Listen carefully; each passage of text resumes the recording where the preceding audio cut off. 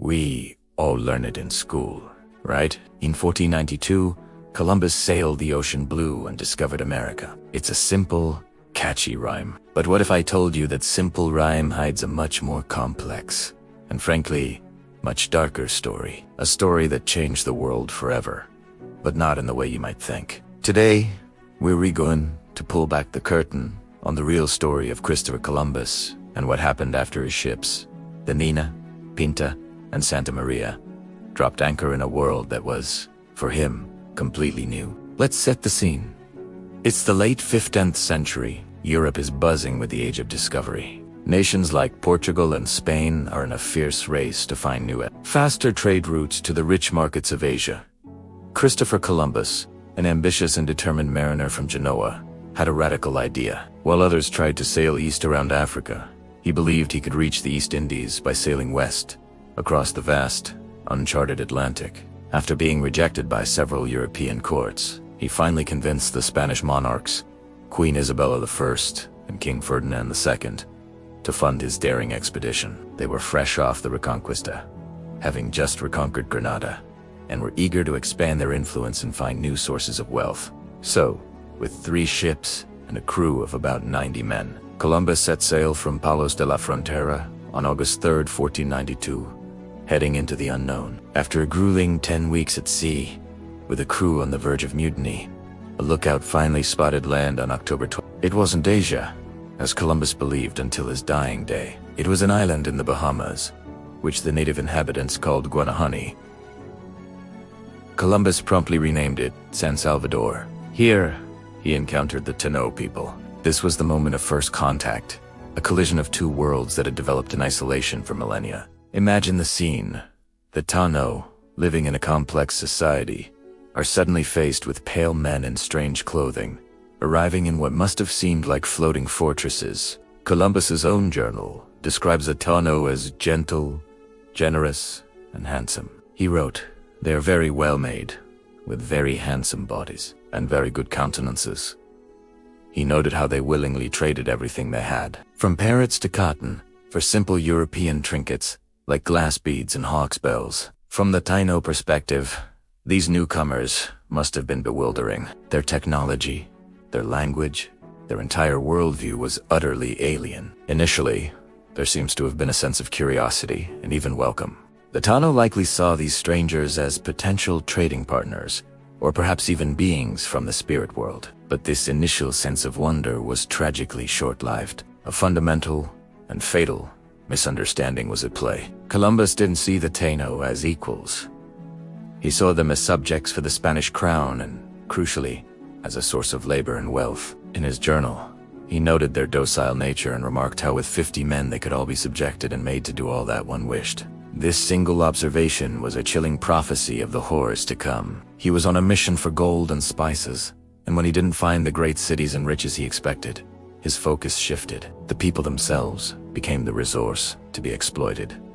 This is where the story takes its dark turn. The discovery narrative crumbles to reveal a brutal campaign of colonization. After his first voyage, Columbus returned to Spain with a few captured Taino people and tales of a land ripe for conquest. His subsequent voyages were not expeditions of exploration. They were a full-blown colonization missions with more ships, soldiers, and settlers. The goal was clear: establish a permanent Spanish foothold and extract as much wealth as possible. The system of encomienda was established, which was essentially a form of forced labor. Spanish colonists were granted land and the indigenous people living on it. In exchange for supposedly converting them to Christianity, the colonists could demand tribute in the form of gold or labor. The reality was slavery in all but name. The Taino were forced into brutal conditions, mining for gold that was scarce to begin with, or working on plantations. The quotas were impossible.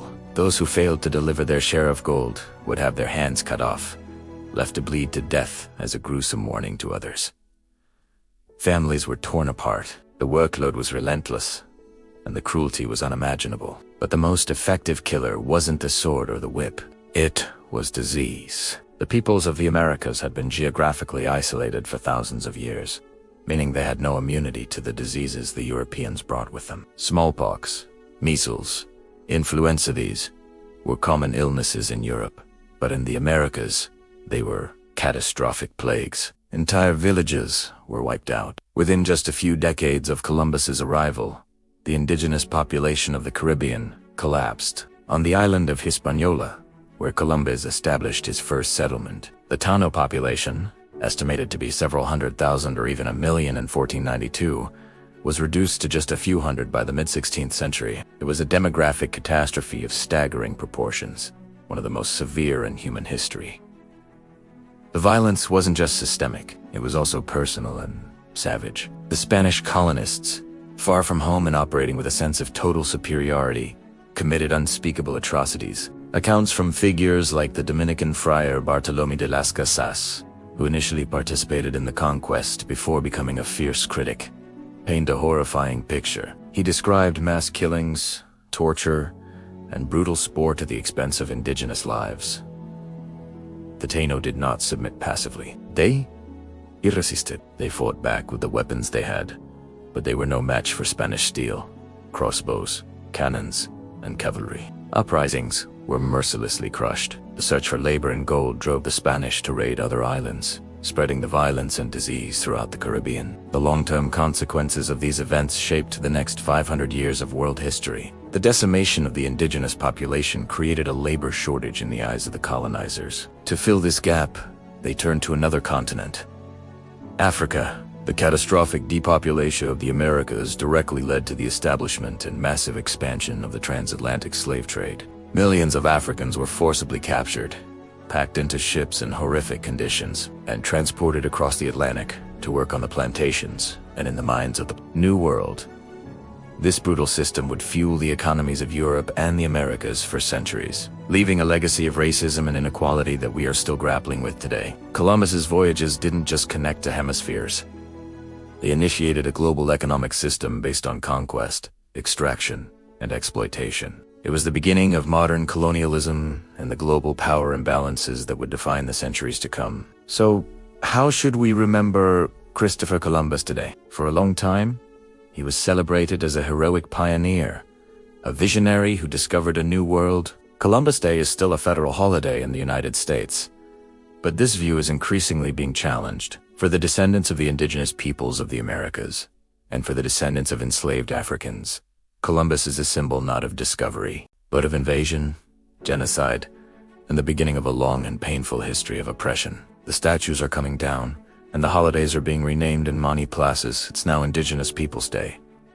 This isn't about erasing history. It's about telling a more complete and truthful version of it. It's about acknowledging that the New World was never new. It was an ancient world, full of complex societies and millions of people whose lives were irrevocably and violently changed by a fateful encounter in 1492. Understanding this history, in all its complexity and brutality, is essential to understanding the world we live in today. The story of Columbus is not a simple rhyme. It's a cautionary tale about the consequences of greed, the clash of cultures, and the enduring human cost of empire. Thank you for joining us on this deep dive into a more critical look at history. If you found this video informative, please give it a like, subscribe to our channel for more content that challenges the narratives we're told, and hit that notification bell. Let us know in the comments what you think about this complex legacy. Thanks for watching.